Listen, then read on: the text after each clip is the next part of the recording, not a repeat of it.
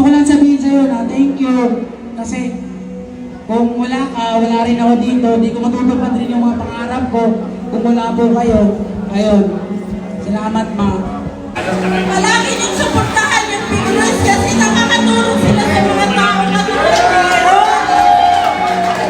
Alam niyo po, si Ron, ang makaalam ko, dalawa lang patutunguhan niya. Kulungan at saka mapatay siya. Yun ang nasa isip ko kasi alam wala na talaga.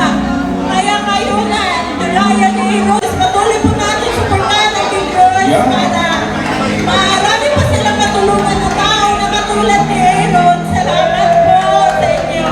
At sa aking kong TV, siya talaga gumamit ng Panginoon.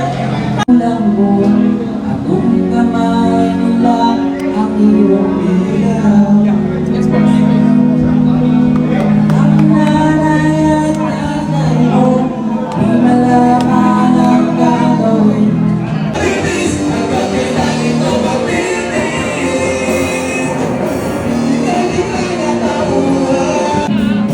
Kung nagtatagal sa ating gagawin, ang pangit pa siya ay tumista pang mata.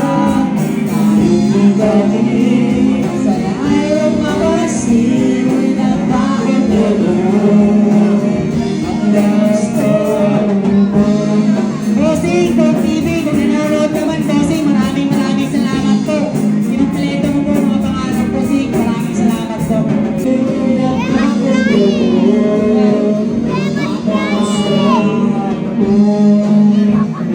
Okay lang po, tawakan mo yung mga kosa, ha?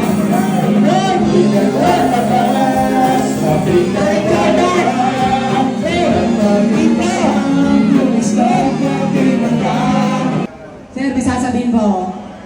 Sir, maraming salamat po. Kasi, actually, wala pong istasyon at lipad kung wala si Boss Roy. Siya po yung naglakad ng kaso ko. Siya po lahat gumalaw. Isang sabi ko lang po kay Boss Roy, Sir, kailangan po umuwi sa amin. Wala pong pakailangan. Binigyan po niya ako ng ticket, uwi ito. Sir, maraming salamat po. Thank you po. Mahal na mahal po kita. Salamat po. Yun. Power po. Ano po? Excuse me po sa may-ari ng